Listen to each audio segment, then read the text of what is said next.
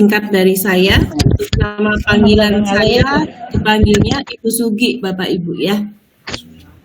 Nanti Bapak Ibu juga saya akan persilahkan untuk memperkenalkan diri. Apabila Bapak Ibu mau bertanya atau mau sharing pengalaman, maka terlebih dahulu Bapak Ibu silakan untuk menyebutkan nama dan juga asal institusinya dari mana. Baik Bapak Ibu, yang berikutnya saya mau membacakan komitmen belajar kita selama berada di dalam ruang virtual. Yang pertama Bapak Ibu, saya harapkan untuk menyalakan kamera, kecuali apabila Bapak Ibu ada kendala sinyal atau kendala teknis, maka saya persilakan untuk off cam. Dan yang kedua Bapak Ibu, saya harap Bapak Ibu untuk masih ada yang kegiatan ANBK ya. Baik, tidak apa-apa Bapak Ibu ya. Lalu yang kedua Bapak Ibu, saya harap untuk mute mikrofonnya ya. Ya, Ibu Nani Mariani harap untuk mute mikrofonnya. Ya maaf.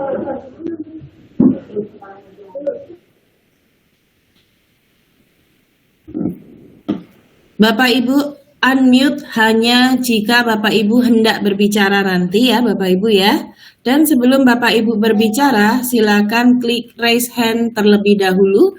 Nanti saya akan persilakan. Dan apabila Bapak Ibu masih belum mendapatkan kesempatan untuk berbicara secara langsung, maka silakan untuk menggunakan kolom komentar. Karena waktu kita hanya 90 menit, ini sangat terbatas sekali ya Bapak Ibu ya.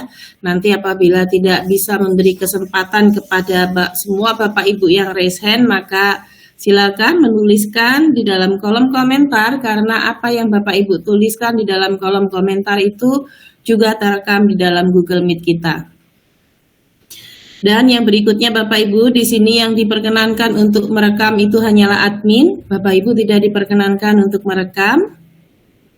Dan kendala teknis di dalam sesi daring ini adalah hal yang biasa. Yang terpenting Bapak Ibu menyiapkan antisipasinya ya Bapak Ibu ya. Kalau semisal di posisi Bapak Ibu sekarang sinyalnya kurang bagus, silakan kalau mau geser untuk mencari sinyal yang lebih kuat. Dan Bapak Ibu, karena waktu kita hanya 90 menit, maka marilah kita untuk bisa sama-sama manage waktu kita dengan baik, supaya nanti bisa selesai tepat waktu juga, karena di pukul 9:30 Bapak Ibu langsung lanjut ke modul yang berikutnya dengan instruktur yang lain. Saya persilahkan Pak Hadiah apabila mau sambil minum kopi, tidak apa-apa. Ya. Kepada siap, Bapak Ibu yang lainnya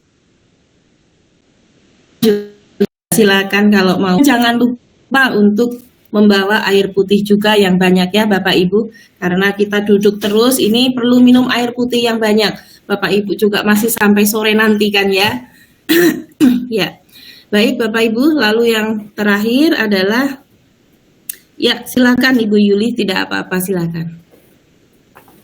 Yang penting masih tetap berpartisipasi aktif di dalam sesi kita untuk kita diskusi dan belajar bersama ya Bapak Ibu. Oke, lalu yang terakhir adalah saya mengajak Bapak Ibu semua untuk hadir sepenuhnya di dalam sesi virtual ini, menghadirkan hati dan pikiran, tidak hanya sekedar menyalakan Google Meet saja, tetapi mungkin sambil memikirkan tugas-tugas yang lain ya Bapak Ibu ya.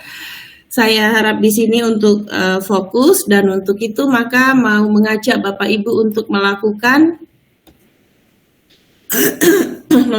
sesi mindfulness, dan latihan yang akan kita lakukan adalah menyimak, mendengarkan musik. Silakan Bapak Ibu mengambil posisi duduk yang nyaman. Boleh sambil layeh-layeh atau mau Bapak Ibu arahkan semua perhatian kepada musik yang kita sekarang sedang dengarkan. Apabila nanti Bapak Ibu pikiran sudah mulai memikirkan hal-hal yang lain kemana-mana, maka kembalikan lagi untuk mendengarkan musik yang kita dengarkan pada pagi hari ini ya Bapak Ibu. Mungkin tadi selama di perjalanan juga Bapak Ibu ada ketemu macet nggak ya Bapak Ibu? Di daerah Bapak Ibu tidak ada macet ya? Macet Bu, Indramayu Bu. Indramayu macet juga Ada ya? Bu, macet. Pantura Bu, karena melewati Pagi Pantura. sore sama saja Bu. Oh, sama Karyawan saja. pabrik. Kalau saya kampung Bu, tidak pernah macet.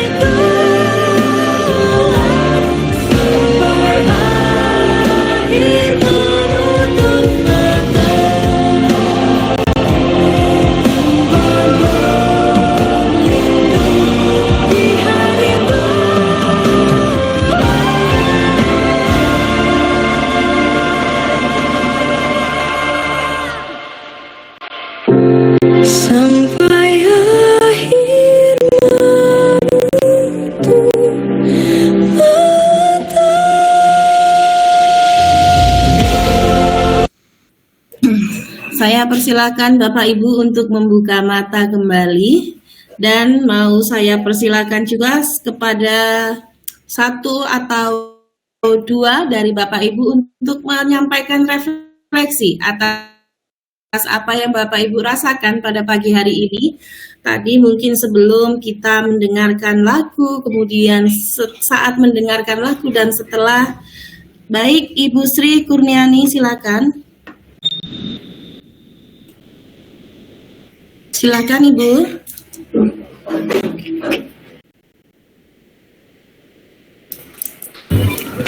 Assalamualaikum warahmatullahi wabarakatuh. Waalaikumsalam warahmatullahi wabarakatuh. Perkenalkan, nama saya Sri Kurniani. Saya asal dari Cirebon. Saya bertugas di SDN 3 Beber, Kabupaten Cirebon. Saya merefleksikan tadi mendengar lagu Tanah Air Beta, ya itu merinding, terus terang saja Ibu, merinding itu. Saya betul-betul menyimak dan sangat terharu sampai saya ingin mengeluarkan air mata itu. Jadi bangsa Indonesia ini sangat membuat saya betul-betul dianggap ibu saya begitu loh. Saya bernaung di bawahnya. Negara Indonesia ini tempat saya dari lahir mungkin sampai tua. Itu saya betul-betul menyimak, apalagi yang membawakan lagunya itu suaranya sangat merdu, cantik gitu kan. Jadi ya Allah, betul Bu, saya sampai merinding mendengarnya ya. Terus saya selalu memikirkan Indonesia ketika itu perjuangannya betul-betul untuk mendapatkan negara Indonesia sampai bertumpah darah. Dan sekarang saya melihat Indonesia sampai banyak tawuran itu, saya jadi miris ya. Tapi walaupun begitu, alhamdulillah banyak petinggi-petinggi, banyak yang terlibat di dalamnya untuk mengurus negara Indonesia ini.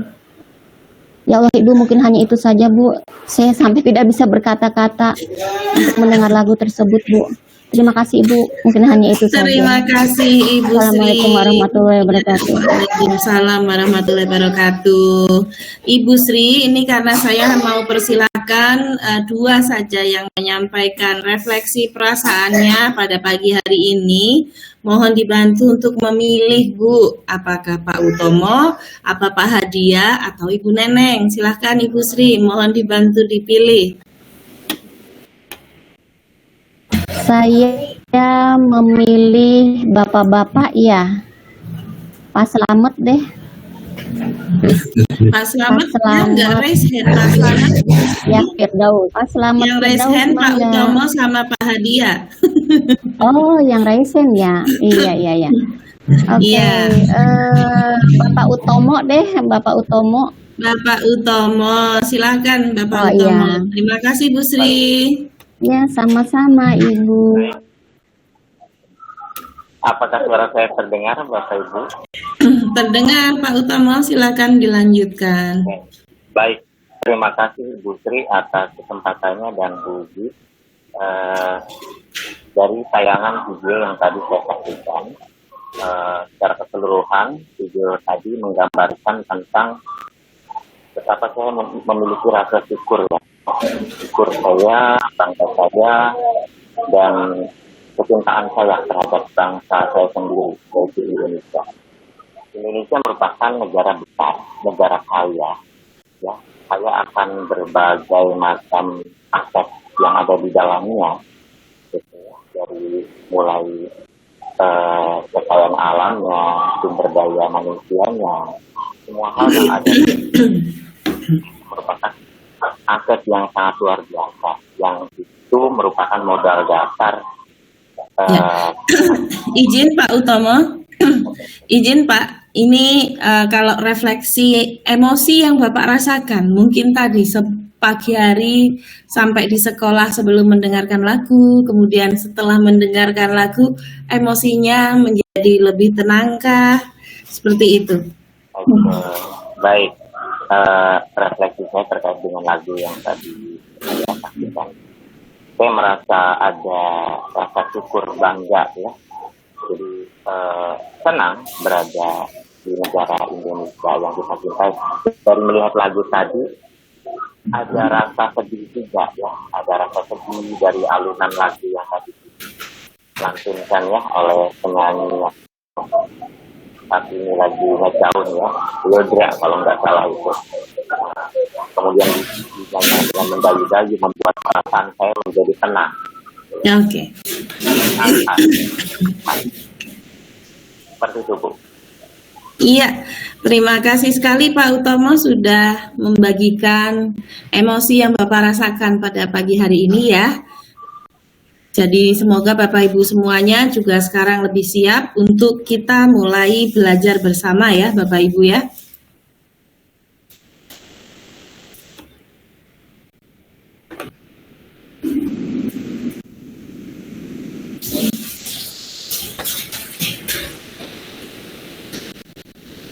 Ya, baik. Jadi modul 3.1 ini adalah tentang pengambilan keputusan berbasis nilai kebajikan sebagai pemimpin. Materi kita pada pagi hari ini dibuka dengan quotes dari Hegel yang mengatakan, "Education is the art of making men ethical." Pendidikan adalah sebuah seni untuk mencipta manusia menjadi beretika. Jadi sekolah merupakan institusi moral yang menciptakan manusia menjadi beretika. Atau kalau kita mendengar dari apa yang disampaikan KHD, bahwa pendidikan itu adalah tempat persemaian kebudayaan. Pendidikan bukan hanya tempat untuk anak belajar jadi pinter, dapat rapot, nilai tinggi. Tidak hanya itu ya Bapak Ibu ya, melainkan sebuah seni untuk mencipta manusia menjadi beretika. Oleh karena itu, Bapak Ibu, di sini Bapak Ibu sebagai seorang pemimpin pembelajaran harus memiliki kemampuan untuk mampu membuat keputusan yang berbasis kepada nilai-nilai kebajikan universal dan juga berdasarkan kepada etika.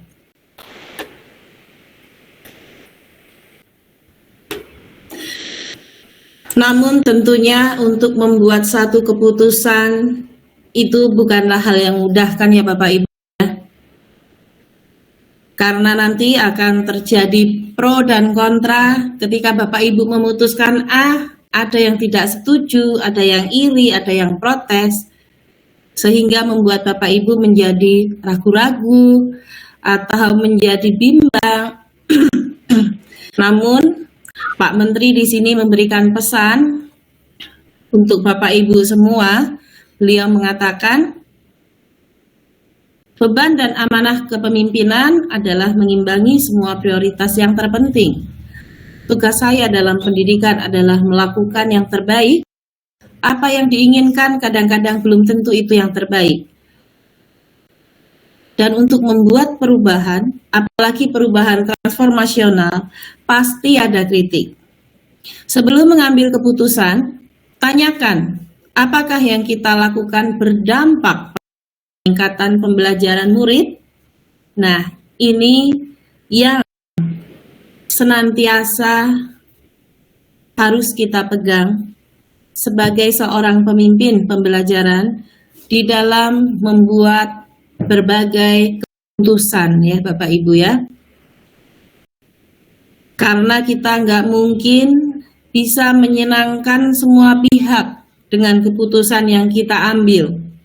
Akan ada pro dan kontra. Akan ada yang suka nggak suka, ada yang puas nggak puas. Tetapi Bapak Ibu, kembalikan dasar dari Bapak Ibu mengambil keputusan, apakah yang dilakukan tersebut berdampak pada peningkatan pembelajaran murid.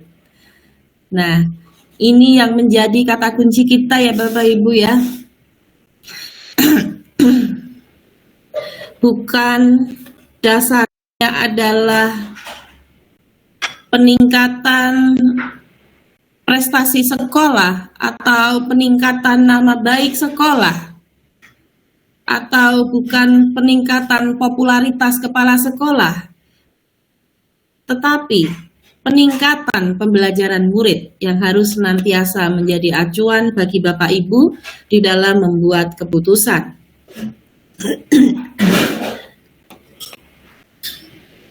Di sini kita melihat ya Bapak Ibu ya, 9 keterampilan kepemimpinan pendukung pemimpin pembelajaran. Ini adalah 9 keterampilan yang harus dimiliki oleh seorang pemimpin sekolah yang di sini juga harus menjadi seorang pemimpin pembelajaran. Nah, tadi saya sempat nguping nih obrolan Bapak Ibu semua nih tentang calon kepala sekolah. Tadi gimana Bapak Ibu obrolan tentang calon kepala sekolah sampai cawapres ya saya mendengarnya ya. Iya, oke. Pak Asep Resen ada yang mau sampaikan, Pak Asep silakan. Iya, sekalian curhat aja nih Bu. Tadi obrolan ringan di awal bersama teman-teman. Kita nanya nih posisi guru penggerak itu seperti apa kan gitu ya di berbagai daerah. Jadi bagaimana para stakeholder itu melihat kita dan mengakui kita. Ini mah curhat saja. Saya tidak mau menyampaikan saya berasal dari mana, tapi kami merasa bahwa kami itu memang atau perasaan, mungkin perasaan. Memang masalah diakuinya belum 100% diakui dan diterima gitu Bu, seperti itu.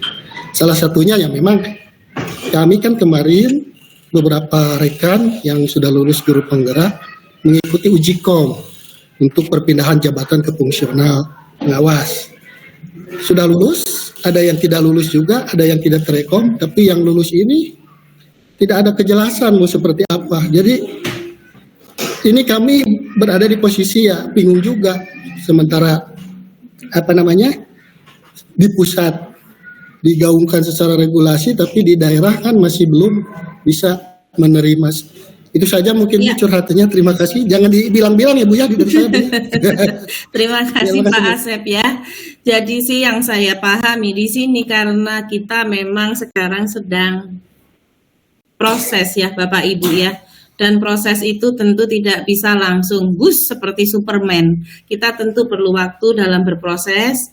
Jangankan itu ya Pak ya, kemarin aja Bapak Ibu dari DKI Jakarta terkait dengan supervisi akademik dengan prinsip coaching, Bapak Ibu pengajar praktik itu masih menyampaikan bahwa supervisi akademik masih dilakukan seperti era-era yang dulu-dulu. Beliau habis disupervisi langsung dapat nilai tanpa tahu feedback gitu. Nah, tetapi bukan itu yang kemudian kita mau tuju. Kita yang sekarang ini bicarakan ini adalah sesuatu yang benar. Permasalahan implementasinya masih belum menyebar kemana-mana ya, ini sedang berproses ya Bapak Ibu ya. Tetapi kita sekarang melihat di sini ya Bapak Ibu, 9 keterampilan kepemimpinan sekolah sebagai pendukung pemimpin pembelajaran haruslah memiliki salah satu skills-nya yaitu pengambilan keputusan beretika. Ini merupakan salah satu keterampilan yang harus dimiliki dari 9 keterampilan yang lainnya.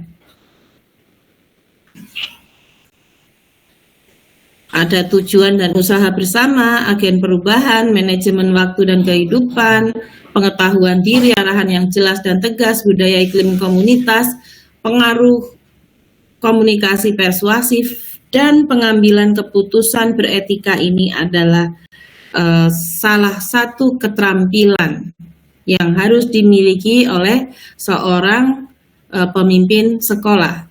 Ya, kalau yang saya dengar juga memang ke depannya memang calon kepala sekolah itu harus dari guru penggerak supaya memahami tentang konsep-konsep pengambilan keputusan beretika juga dan lain sebagainya ya Bapak Ibu ya. Jangan nanti dari Bapak Ibu guru penggerak sudah aktif bergerak tetapi kalau pemimpinnya tidak memahami, nah ini nanti akan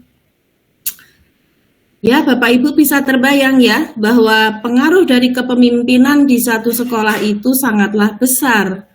Kalau yang di sini memiliki konsep tentang guru penggerak itu tidak memiliki jabatan struktural, ya nanti lingkaran pengaruhnya hanya sampai di kelas Bapak Ibu guru penggerak aja.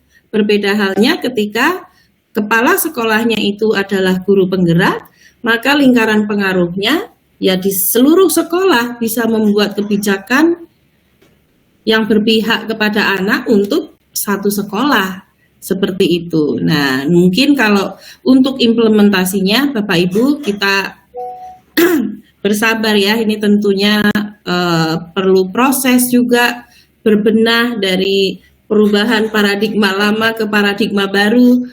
Tapi yang saya amati nih Bapak Ibu ya, Bapak Ibu guru ini semuanya sudah banyak sekali perubahan di seluruh negeri ini, karena saya kalau ngisi elaborasi pemahaman itu suka pindah-pindah ya, kadang di Jawa Barat, kadang DKI, kadang Sumatera, Sulawesi.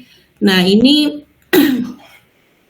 mulai dari angkatan 3 hingga sekarang itu progresnya itu sudah lumayan besar ya Bapak Ibu terkait perubahan paradigmanya. Jadi ya kita tunggu ini karena tidak seperti membangun rumah ya yang bisa was-was langsung selesai. Demikian ya Pak Asep ya. Tapi nanti kita akan menuju ke sana ya.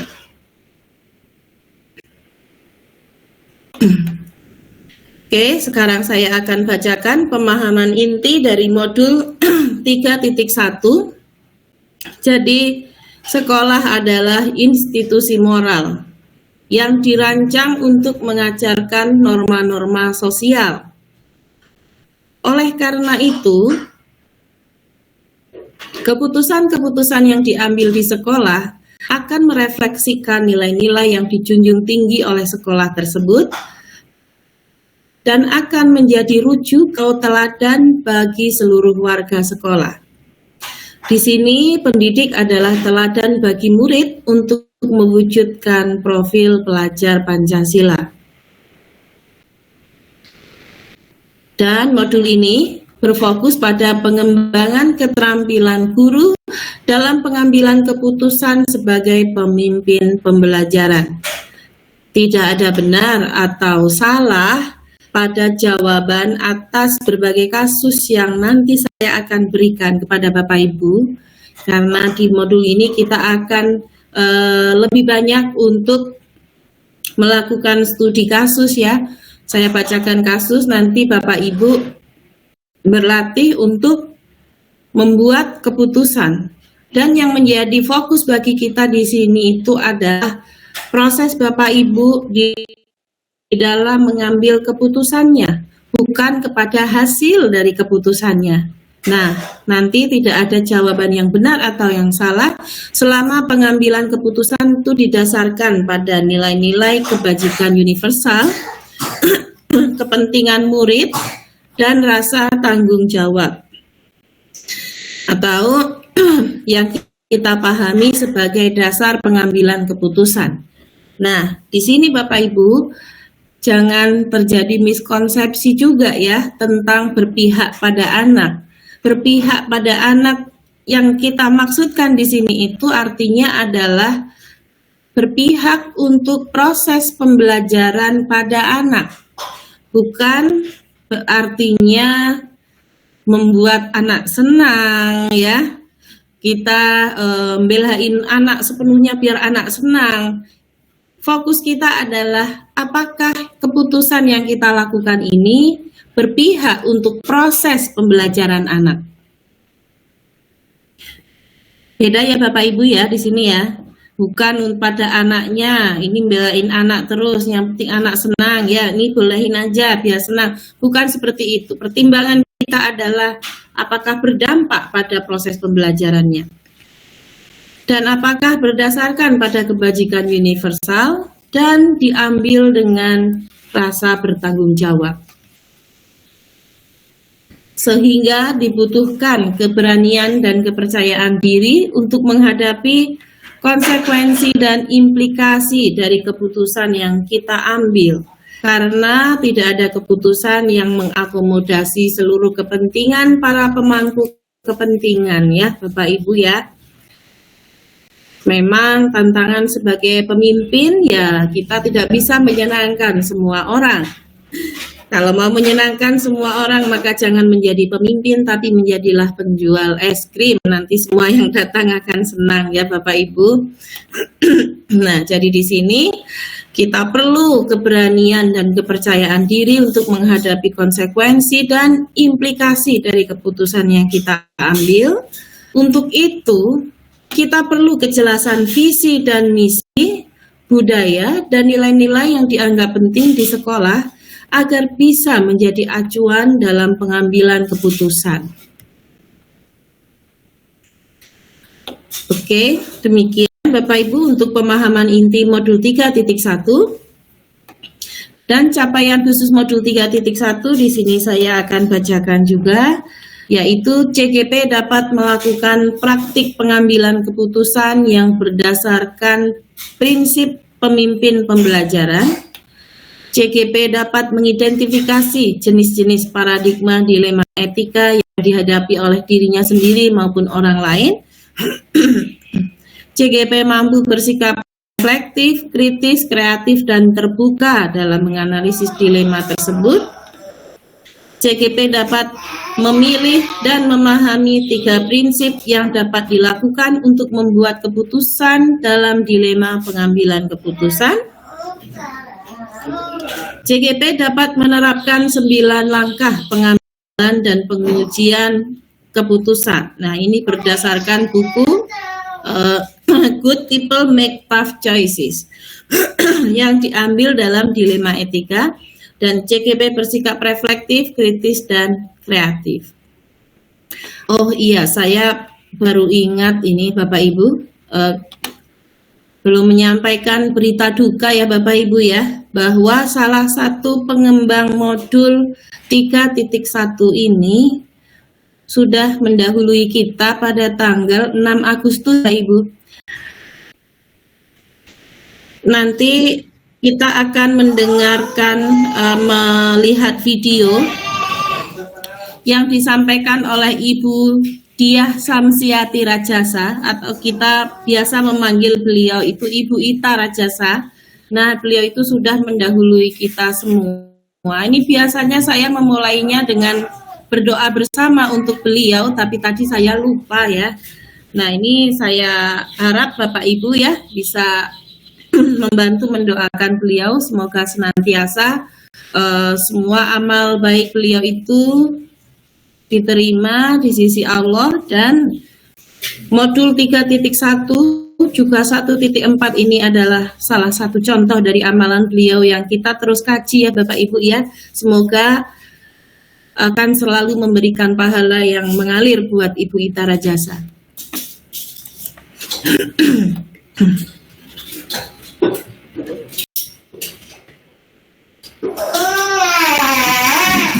Oke Bapak Ibu,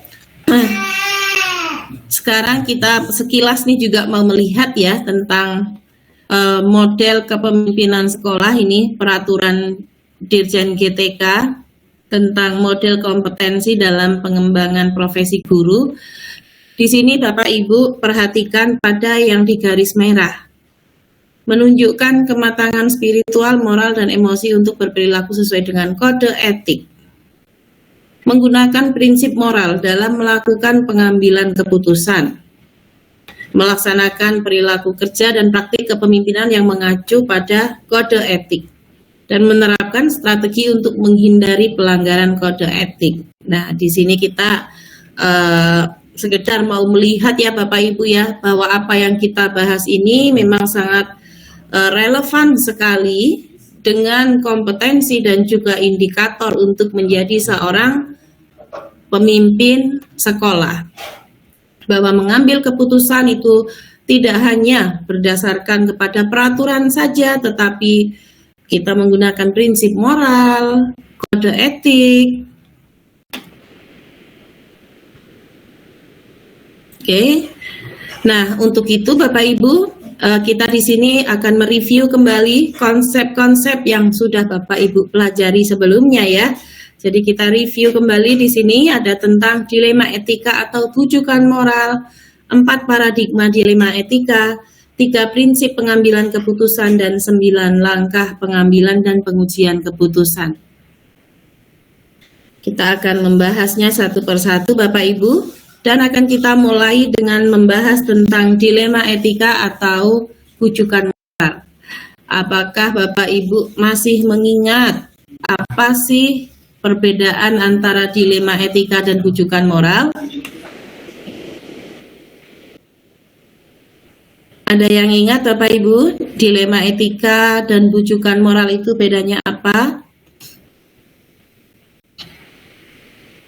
Langsung tidak tanyakan dulu alasannya apa, langsung bahwa Ibu Linda, silakan Ibu Lina.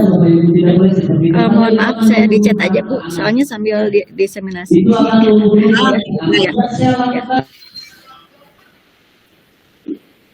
Saya mau putar videonya.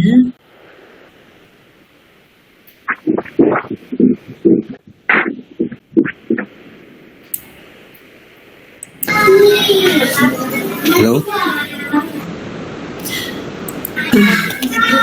Oke, Pak Rahayu, silakan Pak Rahayu.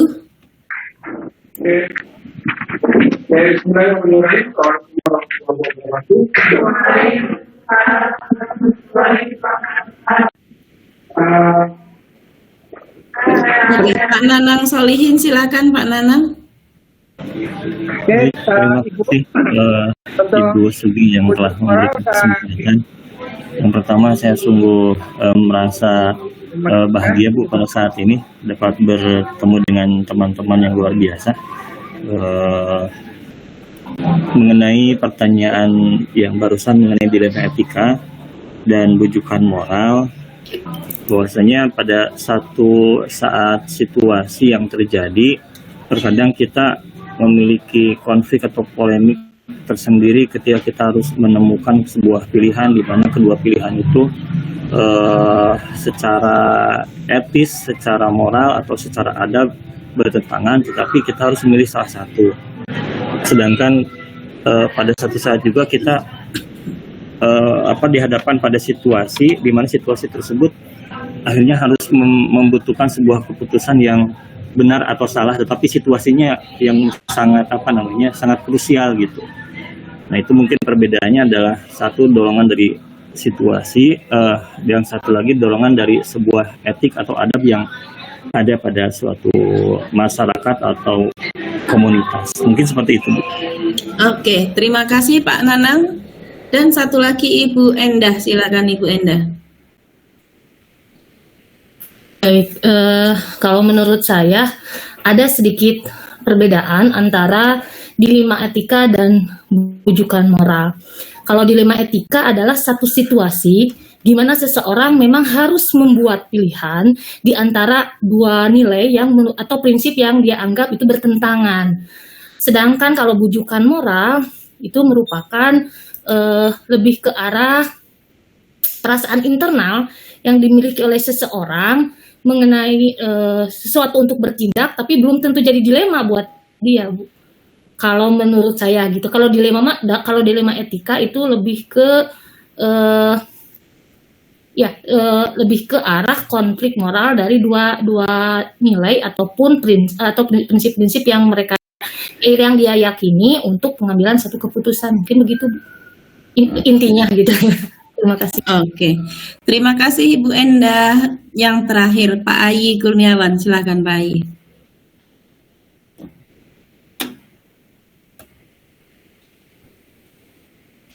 Terdengar, silakan Pak. Iya.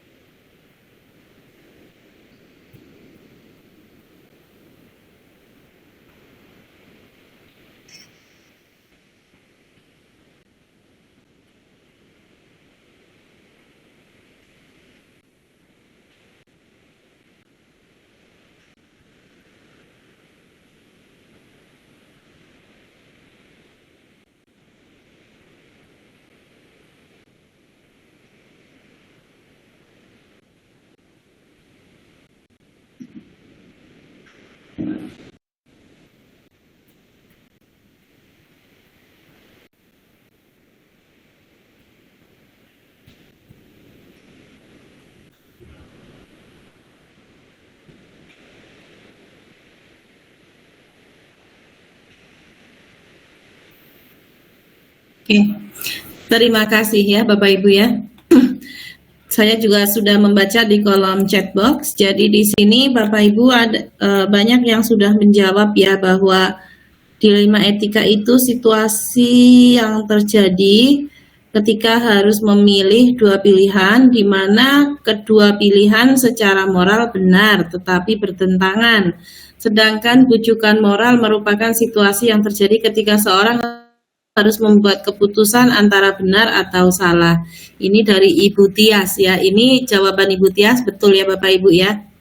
Nah, sekarang saya akan memutar video. Di situ ada dua situasi.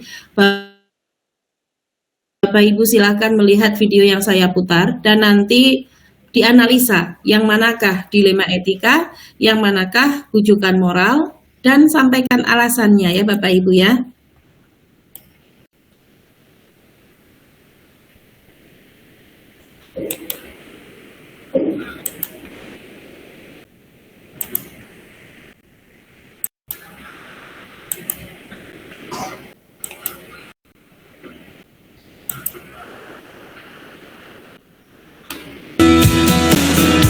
Keren lukisannya. Iya dong, mantap. Lan ya? Oh iya, Yuk. Ya.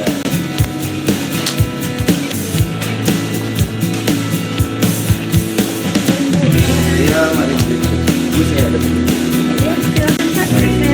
Ya, mari Bu. Wah, lukisan kamu bagus juga, Rehan. terima kasih Pak. Saya ini memang berencana melanjutkan pendidikan ke jurusan seni Pak. Bapak ada perlu sama kamu. Ikut Bapak yuk, duduk sana. Oh iya Pak.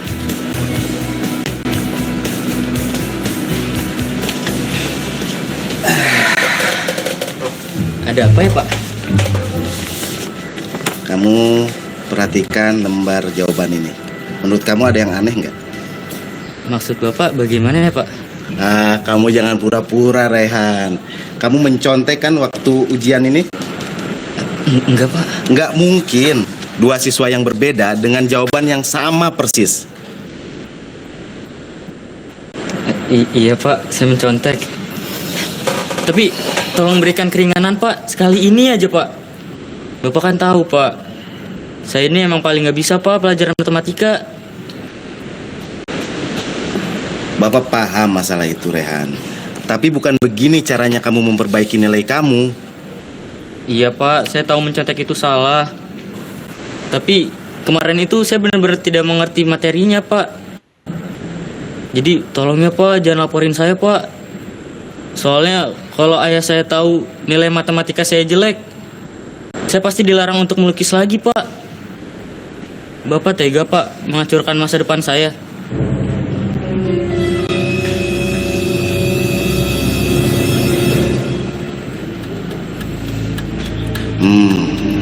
Apa aku laporkan ya kecurangan Rehan agar menjadi pelajaran bagi Rehan supaya belajar lagi lebih keras, atau menyimpan rahasia ini agar Rehan mampu menggapai cita-citanya?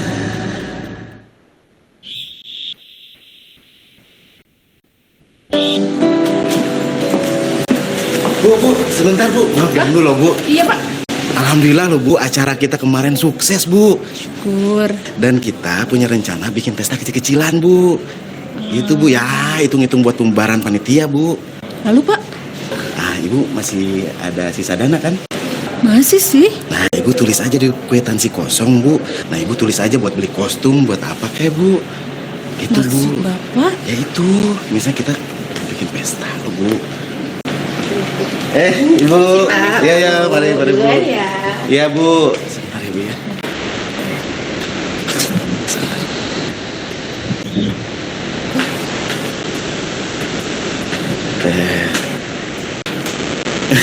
Sebentar ya Bu ya. Ya itu Bu, itu kan dana itu tidak bisa digunakan untuk pesta Bu. Iya. Nah jadi Ibu bikin aja kwitansi palsu Bu. Kwitansi palsu Pak? Ya, buat pesta kita loh Bu. Itu loh Bu. Ya, ya Bu.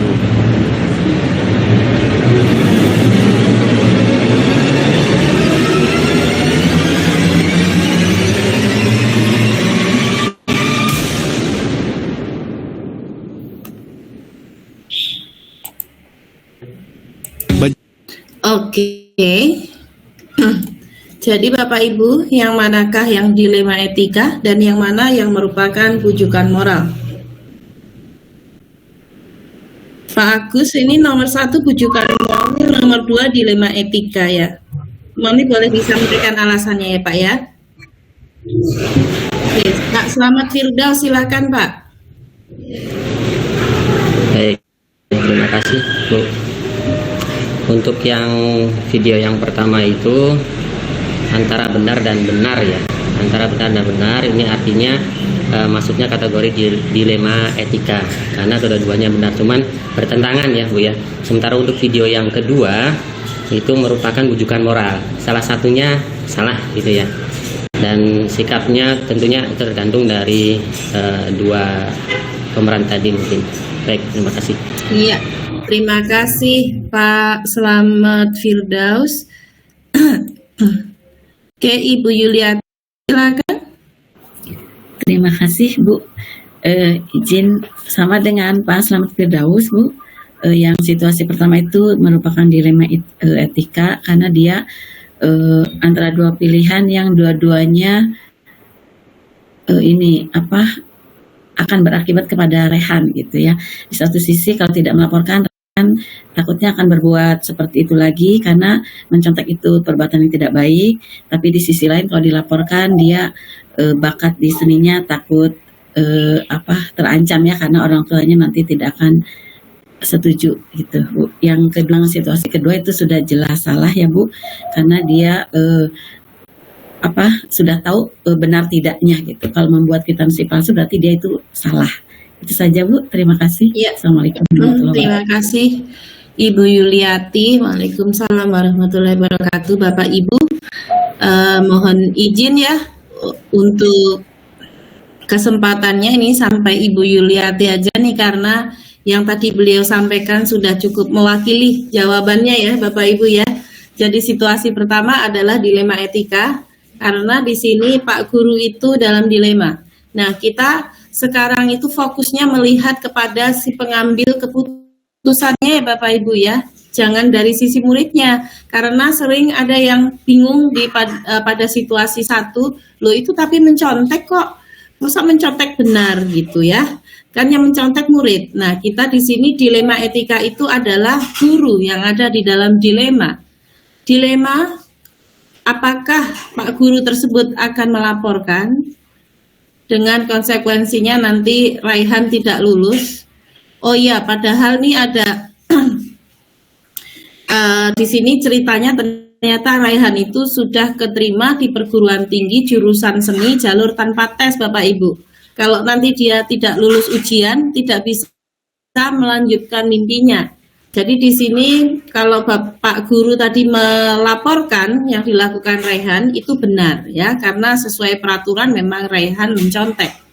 Tetapi kalau Pak Guru itu akhirnya tadi memikirkan, tapi nanti Raihan menjadi tidak bisa melanjutkan cita-citanya. Kalau di sini Pak Guru tidak melaporkan karena kasih sayangnya kepada Raihan supaya nanti bisa mencapai cita-citanya, ini juga merupakan suatu hal yang benar. Jadi dilemanya adalah benar lawan benar. Sementara situasi yang kedua itu adalah bujukan moral, membuat kwitansi palsu. Kalau Ibu Bendahara tadi mengikuti untuk membuat kwitansi palsu itu adalah jelas suatu perilaku yang salah ya. Melanggar peraturan, melanggar hukum. Nah, kalau memilih tidak mau, berarti ini adalah benar. Jadi benar lawan salah. Budget bulan ini aman? Aman. Bulan ini? Aman. Canggih? Mudah. Ibu canggih pakai Jaswan. Iris 1 menit bersih untuk noda. Wangi. Attack. Canggih membawa kemudahan. Pentin, Miracle Hair Supplement, pakainya tiap habis sampoan. Aha. Bagaimana Bapak dan Ibu calon guru penggerak? Apakah sudah bisa membedakan antara dilema etika dan bujukan moral? Ya, betul. Situasi pertama adalah situasi dilema etika. Karena kedua pilihan yang dapat diambil oleh guru, keduanya benar. Anda bisa mengikuti prinsip keadilan dengan mengikuti aturan dan memberlakukan hal yang sama kepada setiap orang, yaitu melaporkan Raihan kepada kepala sekolah dengan resiko Raihan tidak lulus SMA. Atau Anda membuat pengecualian karena kemurahan hati dan kasih sayang Anda kepada murid Anda. Terkadang adalah hal yang benar untuk memegang aturan, tapi terkadang membuat pengecualian juga merupakan tindakan yang benar juga. Pilihan untuk menuruti peraturan dapat dibuat berdasarkan rasa hormat terhadap keadilan atau sama rata. Pilihan untuk membengkokkan aturan dapat dibuat berdasarkan rasa kasihan atau kebaikan. Bapak dan Ibu calon guru penggerak, situasi kedua adalah situasi bujukan moral. Karena ini adalah situasi di mana seseorang harus membuat keputusan antara benar atau salah. Ketika ketua panitia pentas seni meminta bendahara panitia untuk membuat kwitansi palsu untuk membiayai acara tersebut, karena sebetulnya dana tersebut tidak boleh digunakan untuk kegiatan semacam itu. Disitulah ada pilihan benar dan salah bagi bendahara. Benar dengan menolak permintaan ketua panitia pentas seni untuk membuat kwitansi palsu, atau mengikutinya tetapi memalsukan dokumen dan memanipulasi laporan keuangan, yang artinya melakukan hal yang bertentangan dengan nilai kejujuran. Bapak dan Ibu calon guru penggerak, bagaimana? Sudah?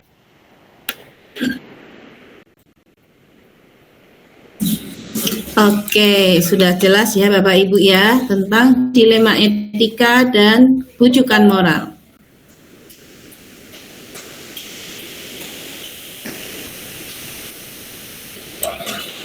Kita yang berikutnya lanjut ke pembahasan tentang 4 paradigma dilema etika. Nah, ini mungkin Bapak Ibu pasti sering ya mengalami situasi ini. Berada di dalam dilema yang sebenarnya pilihannya adalah benar lawan benar ya Bapak Ibu. Ada 4 paradigma di sini ya. Individu lawan masyarakat, kebenaran lawan kesetiaan, keadilan versus belas kasihan, dan jangka pendek versus jangka panjang. Kita mau langsung saja untuk membahas studi kasusnya Bapak Ibu. Kita mulai dari paradigma yang pertama, yaitu individu lawan masyarakat.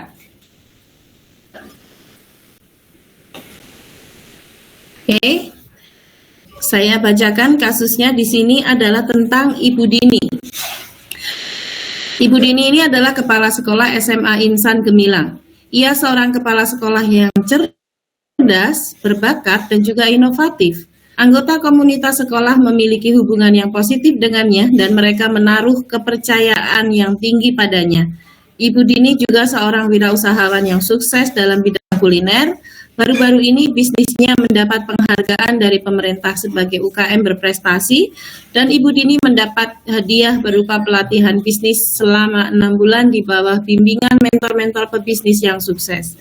Baru-baru ini juga ia mendapat laporan bahwa sedang banyak terjadi permasalahan di SMA Insan Gemilang, sekolah yang ia pimpin. Guru mulai menurun motivasi kerjanya. Siswa-siswa banyak yang melanggar peraturan dan orang tua murid mengeluh karena menurunnya kualitas pendidikan di SMA Insan Gemilang. Bila ia mengikuti pelatihan bisnis itu, artinya ia harus meninggalkan sekolah selama 3 bulan di tengah kondisi sekolah yang sedang membutuhkan kehadirannya. Di sisi lain, ia sangat ingin mengikuti program tersebut karena ia yakin akan mendapat banyak ilmu untuk mengembangkan bisnis kulinernya. Ada dilema antara kepentingannya sebagai individu dan kepentingan orang banyak, yaitu warga sekolah di sini. Manakah yang sebaiknya ia pilih? Saya persilakan Bapak Ibu untuk menjawab pertanyaan yang saya share di layar. Silakan. Pak Hadiah, silakan langsung untuk menyampaikan jawabannya, Pak. Terima kasih Bu. Assalamualaikum warahmatullahi wabarakatuh. Waalaikumsalam warahmatullahi. Dari kasus tadi saya melihat bahwa Ibu Dini ini mempunyai permasalahan secara pribadi dan harus mengambil keputusan mana. Tetapi menurut pendapat saya, Ibu Dini ini sebagai kepala sekolah, dia tanggung jawabnya lebih besar ada di sekolah. Artinya beliau harus mengambil keputusan untuk memperbaiki dulu kondisi yang ada di sekolah. Sementara pelatihan bisnis kuliner itu adalah urusan pribadi beliau. Jadi itu adalah merupakan haknya. Jadi kewajiban dan hak itu lebih tinggi posisinya dengan kewajiban itu lebih tinggi daripada hak. Jadi saya menyarankan Ibu Dini untuk mengambil keputusan kembali ke sekolah. Jadi dilemanya masyarakat lebih diutamakan.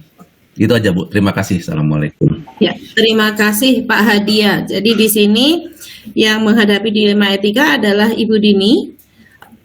Apa dua kebenaran yang ada? Adalah benar jika tokoh tersebut mengikuti pelatihan bisnis karena itu baik untuk kedepannya ya, untuk bisnis kulinernya ke depan ya. Tapi benar juga jika dia tetap berada di sekolah karena sekolah sedang membutuhkan keberadaannya dan sekolah sedang dalam masalah.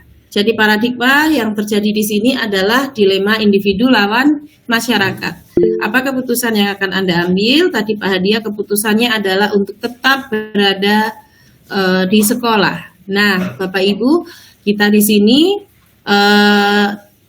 mengingat ya, dasar kita mengambil keputusan yaitu segitiga dasar pengambilan keputusan. Yang satu adalah berpihak pada anak, kebajikan universal, dan bertanggung jawab ya Bapak Ibu ya. Kita ini juga perlu mengingat nih, walaupun mungkin di sini yang Bapak Ibu lakukan itu bukan untuk bisnis kulinernya pribadi, tetap misalkan selalu ikut lomba-lomba guru berprestasi, tetapi akhirnya terus-terusan meninggalkan muridnya dan muridnya menjadi terlantar. Nah, seperti itu juga masuk ke dalam dilema etika ya Bapak Ibu ya. Betul. Kalau Bapak Ibu menjadi guru berprestasi tetapi tidak berpihak kepada anak karena banyak meninggalkan murid yang terus dikasih tugas tanpa diberikan feedback, akhirnya anak-anak terlantar. Nah, ini keputusan yang tidak benar. Apalagi ini Bu Dini untuk kepentingan bisnisnya sendiri, misalkan sekolahnya lagi bermasalah, anak-anaknya tidak termotivasi, guru-gurunya juga menurun ya, akan tetap ditinggalkan untuk bisnisnya sendiri. Nah, ini harus kembali kepada segitiga dasar pengambilan keputusan. Terima kasih Pak Hadiah. Dan di sini yang dimaksudkan dengan individu lawan masyarakat ini juga bisa berarti dilema antara kelompok kecil melawan kelompok besar ya Bapak Ibu ya, atau kelompok besar melawan kelompok yang lebih besar sekali. Nah, ini sama paradigmanya. Lalu yang kedua Bapak Ibu, kita lanjutkan di sini, rasa keadilan lawan rasa kasihan. Situasinya adalah murid-murid kelas 8 di SMP Pelita akan melakukan studi lapangan ke Taman Safari Cisarua Bogor. Untuk mengikuti studi lapangan ini, setiap murid harus membayar biaya ekstra. Ada 3 murid yang belum membayar, oleh karena itu mereka tidak akan mengikuti studi lapangan ini. Salah satunya adalah Danang, seorang murid yang sangat cerdas, suka belajar biologi dan bercita-cita menjadi seorang dokter hewan.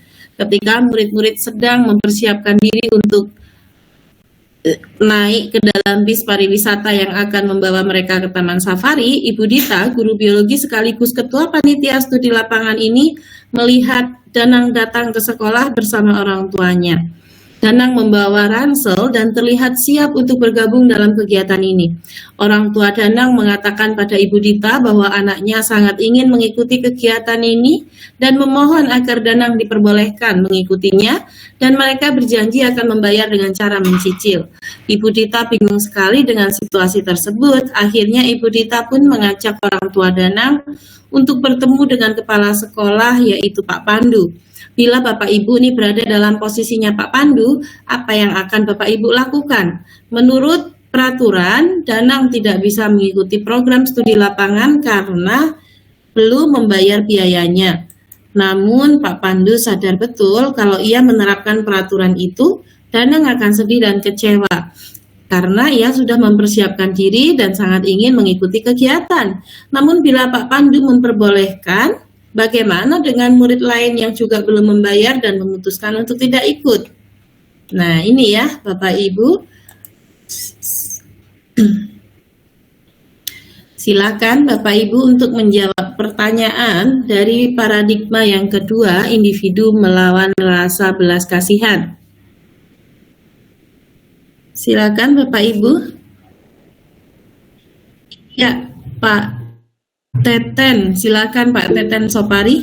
Bismillahirrahmanirrahim. Assalamualaikum warahmatullahi wabarakatuh. Waalaikumsalam warahmatullahi wabarakatuh. Rekan saya dari Kabupaten Garut, Ibu. Ya, pertama siapa yang menghadapi dilema etik adalah Pak Pandu selaku kepala sekolah. Yang kedua, apakah dua kebenaran yang ada? Pertama adalah benar jika Pak Pandu tidak mengizinkan Danang untuk ikut, gitu ya, karena belum membayar. Tapi juga benar jika Pak Pandu mengizinkan Danang untuk ikut karena dia sudah menyiapkan segala sesuatunya. Nah, maka disinilah terjadi dilema etik yang dihadapi oleh Pak Pandu dengan paradigma tadi rasa keadilan dan melawan rasa belas kasihan. Karena kalau Danang ikut, maka yang lain pun akan bisa ikut, gitu ya. Nah, kalau saya di posisi Pak Danang, maka saya akan mengambil keputusan untuk mengizinkan Danang ikut dalam kegiatan ini, begitu, karena dia sudah datang dengan orang tuanya, gitu ya. Bahkan dia punya passion di dunia di dunia hewan dan segala macam. Maka kalau dia tidak ikut, dikhawatirkan akan ada dampak yang lebih besar. Dan ini menunjukkan bahwa Pak Danang berpihak kepada murid, dan juga tadi ada tanggung jawab dari orang tua untuk siap mencicil, gitu ya. Daripada pinjol, mungkin lebih baik datang ke sekolah untuk nanti di backup oleh dana sekolah yang ada. Itu mungkin Ibu. Terima kasih. Assalamualaikum. Ya, terima kasih Pak Teten. Ya, bagaimana dengan Ibu Endah nih? Jawabannya seperti apa kalau Ibu? Yang pertama sama juga dengan Pak Teten. Yang pertama yang mengalami situasi dilema saat kasus tadi adalah Pak Pandu. Terutama dua kebenaran dari kasus ini. Yang pertama, Pak Pandu melarang Danang ikut karena memang sesuai dengan peraturan, jadi itu merupakan hal yang benar. Yang kedua, benar juga Pak Pandu mempertimbangkan situasi khusus dari Danang dan orang tuanya, dalam artian kalau Pak Danang memperbolehkan, itu juga karena adanya kesiapan dari orang tua dan juga perlu menghargai dan melihat semangat dan motivasi belajarnya. Nah, untuk keputusan yang diambil oleh Pak Pandu itu tentunya harus menyeimbangkan antara ketaatan terhadap peraturan sekolah dengan kepedulian terhadap kebutuhan individu dan prinsip keadilan juga buat siswa lain. Jadi mungkin keputusan terbaiknya yang pertama, Pak Pandu bisa juga memperbolehkan Danang untuk mengikuti studi lapangan meskipun belum membayar lunas dengan mencicil dengan syarat orang tuanya siap. Tapi keputusan tadi juga diberitahukan pada siswa lain yang memiliki situasi yang sama sehingga keadilan di sini masih tetap terjaga. Kalau ada siswa lain yang memang mengalami permasalahan yang analog dengan permasalahan yang dialami Danang, dia juga diberikan kesempatan untuk ikut juga. Jadi di sini peraturannya juga tetap dijaga, keadilan ada juga kesempatannya buat Danangnya. Terima kasih, Bu. Ya, terima kasih Ibu Endah ya. Nah, Bapak Ibu, kita di sini mau melihat ya bahwa dilema yang dihadapi oleh Pak Pandu itu adalah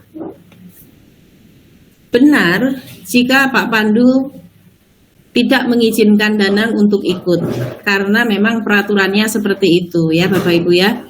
Tetapi benar juga apabila Pak Pandu di sini membengkokkan peraturan karena rasa kasih sayang juga kemurahan hati dan kebaikannya kepada Danang.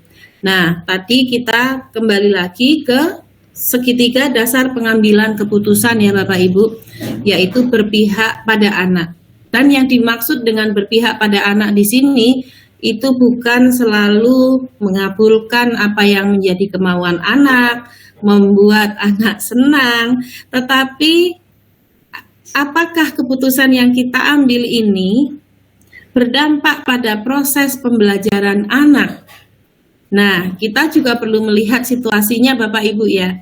Kalau memang selama ini Bapak Ibu guru itu istilahnya udah ngopiak-ngopiak untuk membayar kegiatan studi wisata itu, tetapi Danang sama sekali tidak ada respon, dan di hari H tiba-tiba dia bawa orang tuanya dan langsung mau ikut, maka ketika Bapak Ibu di sini tidak mengizinkan, ini juga bisa jadi itu berpihak pada anak karena untuk memberikan pelajaran kepada Danang. Karena tadinya sudah diopiak-opiak, kenapa tidak dari sebelum-sebelumnya orang tuanya datang kepada kepala sekolah gitu ya, Bapak Ibu ya. Jadi artinya bahwa kita sebagai orang dewasa di sini, sebagai pendidik yang harus mampu melihat di manakah titik anak kita itu akan belajar di situ. Yang kita fokuskan adalah pada proses belajarnya anak. Bukan berpihak pada anak itu selalu menuruti kemauan dari anak. Nah, ini kita perlu lihat juga nih. Tapi kan di dalam situasi ini tidak tertulis ya, apakah sebelumnya Bapak Ibu guru ini sudah terus mengingatkan tentang pembayaran gitu ya Bapak Ibu ya. Nah, jadi seperti itu ya contoh dalam kita mengambil keputusan ya Bapak Ibu ya. Ini adalah paradigma yang kedua tentang rasa keadilan dan lawan rasa kasihan. Demikian juga sama ini dengan paradigma ketiga dan paradigma keempat. Paradigma ketiga yaitu kebenaran lawan kesetiaan. Ini ada kasus juga di sini tentang Pak Dodi, guru yang pernah melakukan manipulasi di laporan keuangan.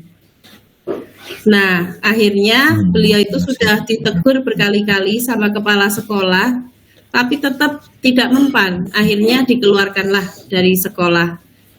Bapak Ibu ya, di sini Bapak Ibu yang menjadi kepala sekolahnya. Nah, terus berikutnya si Pak Dodi ini minta Bapak Ibu untuk membuatkan rekomendasi kalau nanti ada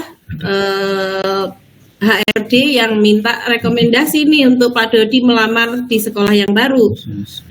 Akhirnya kan Bapak Ibu di sini dalam dilema ya, antara menuliskan rekomendasi yang sebenar-benarnya, tetapi kondisinya Pak Dodi itu istrinya tidak bekerja dan punya 3 anak kecil-kecil.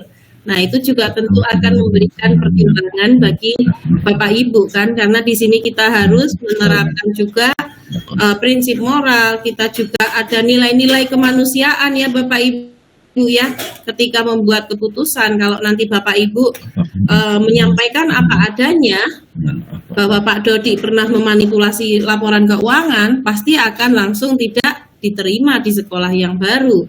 Nah, Bapak Ibu juga akan melihat kondisi keluarganya itu nanti akan seperti apa, istrinya nggak kerja, Pak Dodi nggak kerja, anaknya 3. Nah, inilah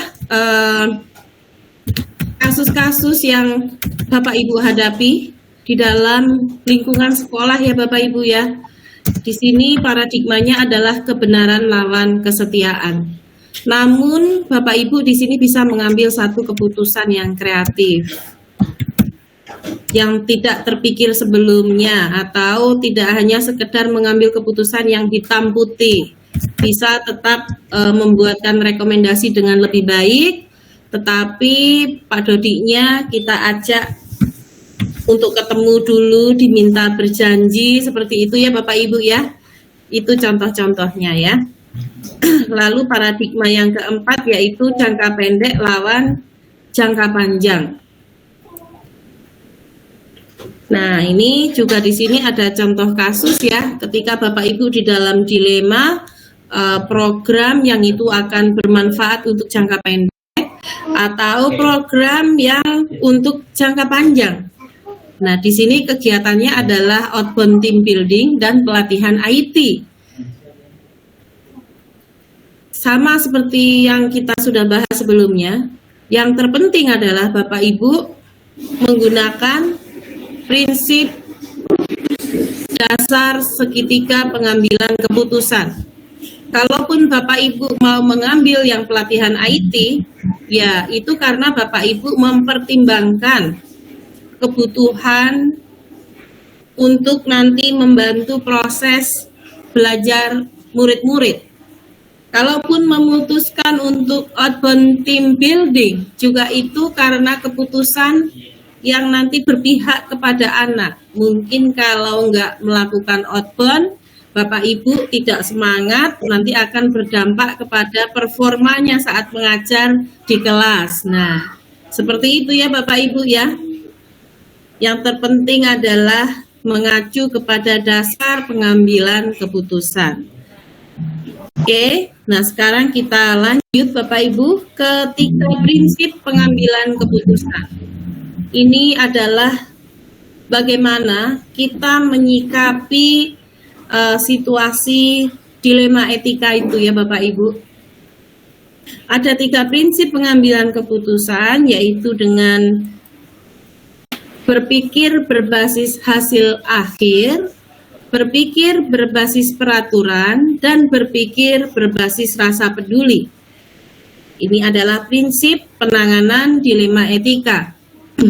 Bapak Ibu silakan menyimak videonya. Ini yang disampaikan oleh Ibu Ita Rajasa ya.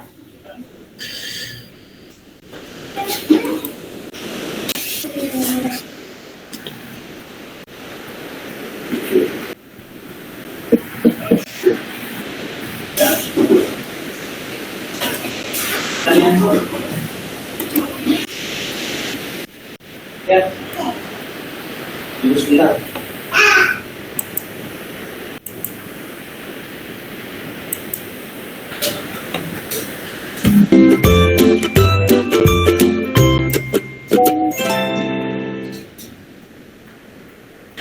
Bapak Ibu calon guru penggerak atau CGP, sebentar lagi kita akan menyaksikan sebuah tayangan yang akan menjelaskan tentang 3 prinsip penanganan dilema etika. Menurut Profesor dan pakar etika Rushworth M. Kidder yang tertuang dalam bukunya Good People Make Tough Choices. Kidder mengatakan bahwa tanpa kita sadari, kita sudah sangat mengenal atau bahkan menjalani ketiga prinsip ini yang seringkali digunakan sampai kita tidak perlu berpikir lagi melakukannya. Mungkin Anda pernah merasakan, saya lakukan karena itu yang terbaik untuk kebanyakan orang.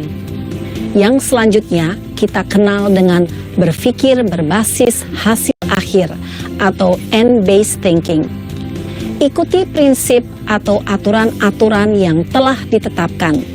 Yang selanjutnya dikenal dengan berpikir berbasis peraturan atau rule-based thinking. Memutuskan sesuatu dengan pemikiran apa yang Anda harapkan orang lain lakukan terhadap Anda, yang kita kenal dengan berpikir berbasis rasa peduli atau care-based thinking.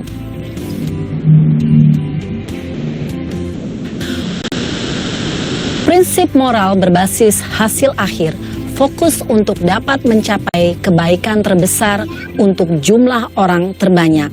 Proses berpikir seperti ini berpijak pada aliran utilitarianism, yaitu mengerjakan apa yang dapat menghasilkan kebaikan terbesar untuk jumlah orang terbanyak. Pemikiran berbasis hasil akhir atau end-based senantiasa mengukur atau menguji konsekuensi dari suatu keputusan dengan memperkirakan hasil yang akan diharapkan yang bisa memberikan kebahagiaan terbaik untuk orang terbanyak. Prinsip moral berpatokan pada kepentingan institusi dan bukan pada kepentingan individu. Pada perkembangannya, prinsip ini mendapatkan kritik di kalangan ahli filsafat.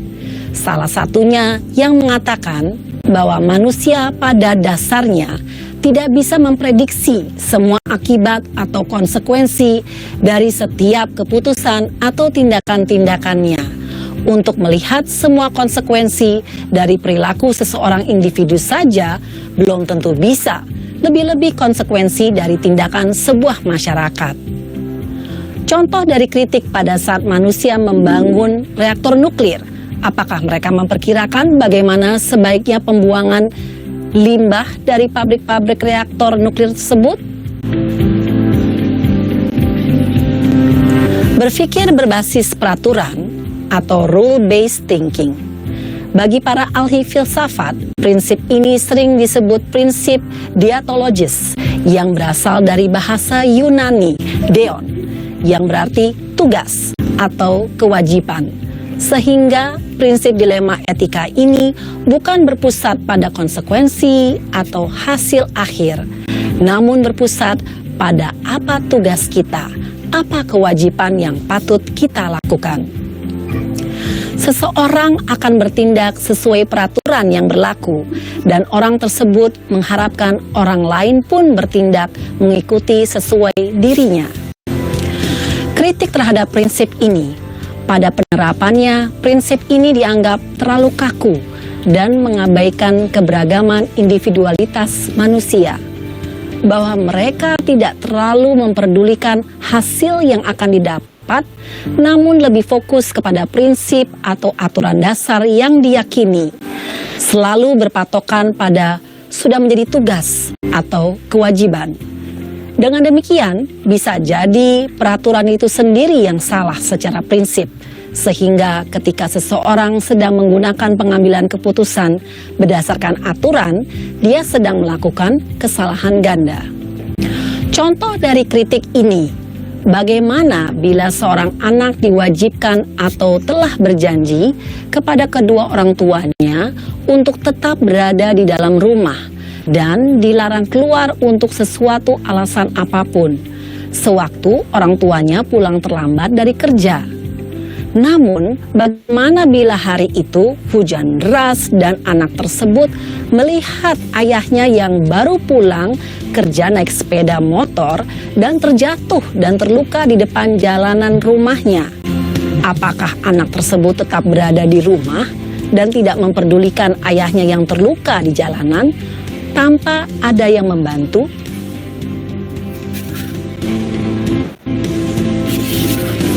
Berpikir berbasis rasa peduli, care-based thinking.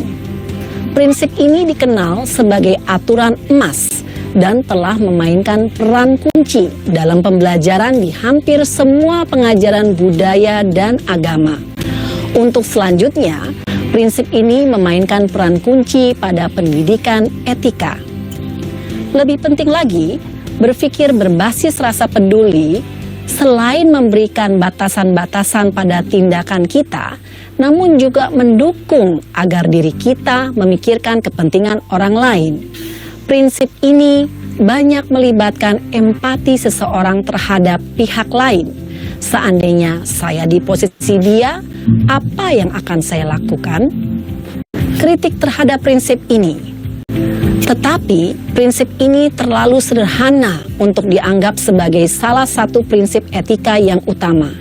Prinsip ini tidak memberikan pilihan khusus atau menunjang nilai-nilai kebajikan yang ideal.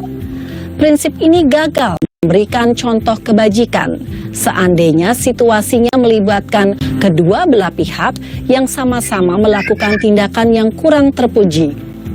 Contoh dari kritik ini. Dua sahabat yang sama-sama menyontek dites. Salah satu ditanyakan guru, apakah melihat sahabatnya menyontek?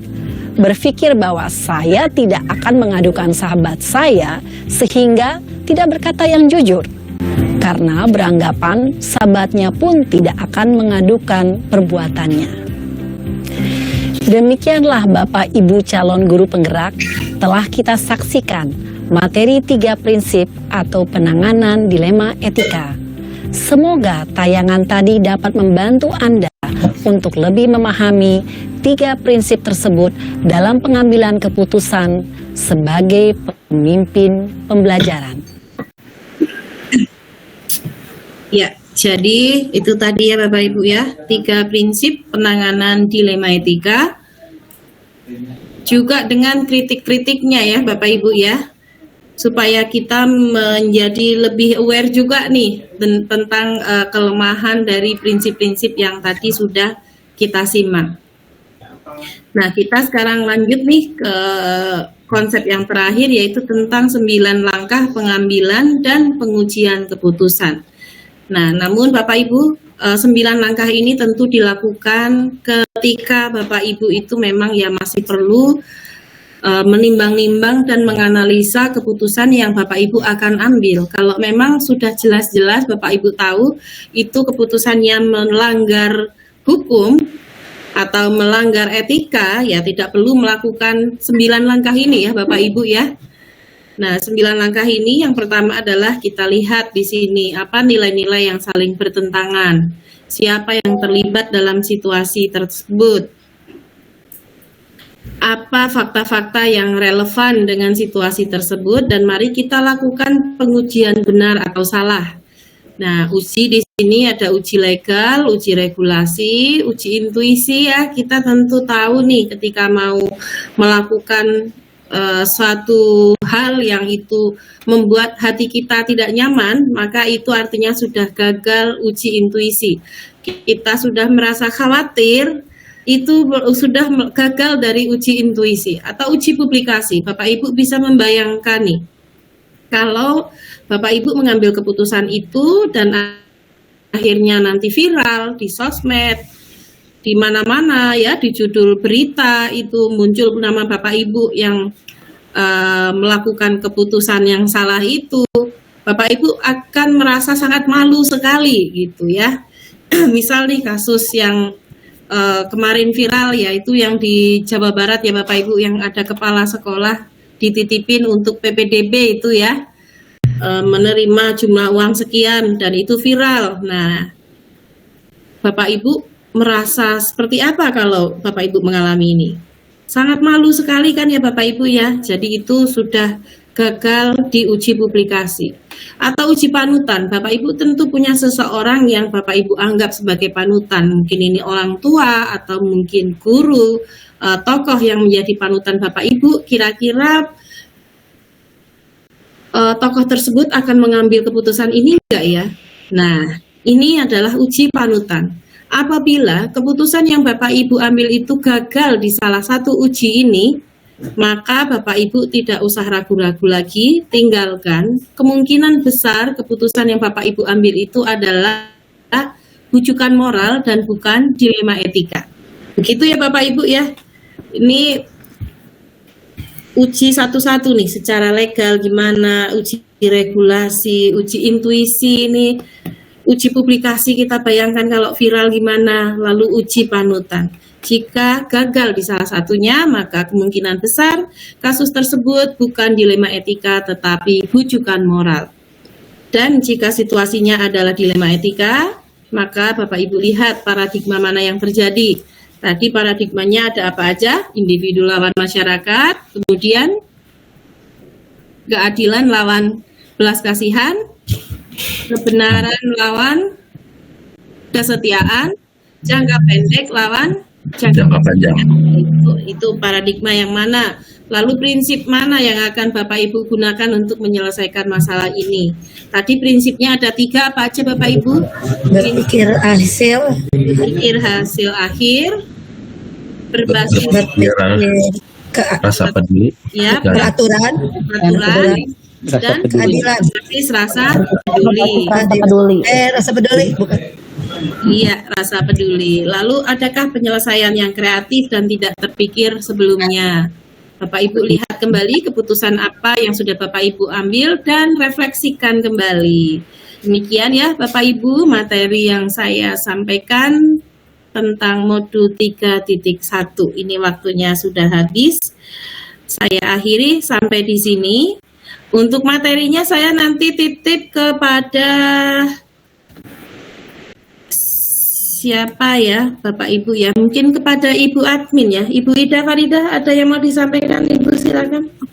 Baik Ibu, terima kasih atas kesempatannya. Dapat terdengar suara saya Bu? Terdengar Ibu. Dengar Bu, jelas. Jelas. Terima kasih, materi ini sangat menarik Bu, karena sesuai dengan perasaan saya pada saat ini Bu. Lagi dilema gitu Bu? Betul, betul Bu. Jadi begini Bu, di sekolah kami itu ada siswa non muslim. Ada 4 orang siswa non muslim, namun dalam Dapodik atau dalam administrasi kependudukan itu masih Islam Bu. Nah, ketika saya mencoba dalam pembelajaran itu kan mereka tidak mau terlibat kegiatan rohani kalau pagi itu Bu. Ngaji bersama atau sholat duha. Dan saya itu mendapat titipan dari pemuka agama non-muslim tersebut agar memfasilitasi kegiatan kerohaniannya. Saya tanyakan kepada orang tua, kenapa KTP atau administrasinya itu enggak diganti kalau memang sudah non-muslim? Katanya, saya enggak mau mengganti Bu, karena nanti saya itu enggak mendapat bantuan sosial semacam rasdog atau bantuan sosial yang lainnya. Jadi di KTP itu tetap Islam, sehingga Dapodiknya pun tetap Islam. Ini kan saya melanggar peraturan karena kenyataannya anak itu kegiatannya sehari-harinya itu non-muslim. Non-muslim. Dan ini sudah berlangsung lama Bu. Dan saya itu merasa tidak nyaman karena ini pertama saya itu melanggar peraturan. Kemudian saya juga kan mendapat titipan dari pemuka agama di sekitar saya itu agar saya itu misalnya kalau pagi anak-anak tersebut itu difasilitasi untuk membaca kitabnya begitu Bu. Dan ini berlangsung lama Bu. Ini berlangsung sebelum saya berada di sekolah yang sekarang saya berada ini Bu. Jadi kadang saya berpikir ini sepertinya saya itu harus punya ketegasan, saya harus punya tindakan yang bisa bisa aman untuk semuanya. Karena kalau sampai saya membawa masalah saya ini kemudian ada beberapa pihak yang kurang merasa senang, kan khawatir kalau ini berakibat juga ke pihak yang lainnya. Menurut Ibu dan teman-teman, bagaimana dengan kasus saya seperti ini? Terima kasih. Ya, terima kasih Ibu Ida. Ini sebenarnya cukup menarik sekali ya Bapak Ibu ya. Kita sangat ingin berdiskusi untuk membantu Ibu Ida. Cuman Ibu ini waktunya sudah lewat 5 menit. Pasti instruktur yang berikutnya ini sudah masuk ke sini ya Ibu ya. Nah, cuman saran saya ya Ibu ya, di sini kembali melihat pada segitiga dasar pengambilan keputusan, dan ini masalah yang cukup sensitif, juga cukup kompleks. Ini tentu Ibu tidak bisa gegabah untuk membuat keputusannya ya. Sangat perlu melibatkan orang tua, juga tadi pemuka agama, perlu dibicarakan juga. Di sini Ibu kepala sekolah. Betul Bu, betul ya. Nah itu Ibu perlu untuk duduk bersama, karena kalau Ibu nanti komunikasinya dengan orang tua, baru setelah itu nyampaikan ke pemuka agama, itu tidak akan klop-klop. Jadi lebih baik semuanya duduk bersama untuk membahasnya dengan baik-baik, begitu ya Pak Hadia ya. Betul. Betul, setuju. Harus semuanya ada di dalam satu tempat. Kalau satu-satu nanti Ibu repot harus ngoper apa hasil pembicaraan di sini, kesan nggak selesai-selesai. Seperti itu Ibu. Mudah-mudahan masalahnya bisa selesai di sini Bapak Ibu Ida ya. Dan nanti yang terpenting juga adalah satu keputusan yang berpihak kepada anak, berbasis kepada nilai kebajikan universal, dan juga diambil dengan bertanggung jawab. Semoga ada solusi yang terbaik dan jangan sampai nanti memberikan efek samping ya bagi Ibu ya, karena masalah agama adalah sesuatu hal yang sangat sensitif, harus dengan sangat baik-baik sekali nanti untuk pembahasannya, Ibu. Oke, Betul. baik. Terima kasih sekali Bapak Ibu semuanya. Terima kasih Ibu atas penjelasannya. Mohon maaf atas semua kekurangannya Bapak Ibu. Sampai bertemu nanti di lain kesempatan. Wassalamualaikum warahmatullahi wabarakatuh. Waalaikumsalam.